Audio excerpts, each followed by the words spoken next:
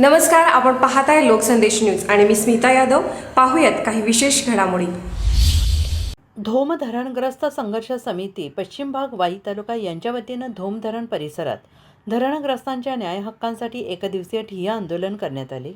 धरण निर्मितीच्या वेळी जलसंपदा विभागाने संपादित केलेल्या जमिनींवर आजही मूळ मालकांची वहिवाट आणि वास्तव्य असून या जमिनी तात्काळ रिकाम्या करण्याच्या नोटिसा काढण्यात आल्याने धरणग्रस्तांमध्ये संताप उसळला. धरणग्रस्तांच्या म्हणण्यानुसार एक पिढी संघर्ष करत संपली, दुसरी पिढी त्याच समस्यांना सामोरं जात आहे. तरीही जलसंपदा विभागाला धरणग्रस्तांचा प्रश्न मार्गी लावता आलेला नाही आणि या निषेधार्थ धरणग्रस्तांनी जलसंपदा विभागाच्या विरोधात ठिय्या आंदोलन करून आपली भूमिका ठामपणे मांडली आहे.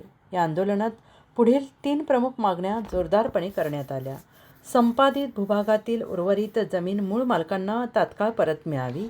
पश्चिम भागातील अद्याप पुनर्वसन न झालेल्या 30% धरणग्रस्तांचे तातडीनं पुनर्वसन करण्यात यावे. अतिक्रमणाच्या नावाखाली धरणग्रस्तांना देण्यात आलेल्या नोटिसा रद्द करण्यात याव्यात. आंदोलनात मोठ्या संख्येनं धरणग्रस्त उपस्थित राहून प्रशासनाविरोधात तीव्र नाराजी व्यक्त केली.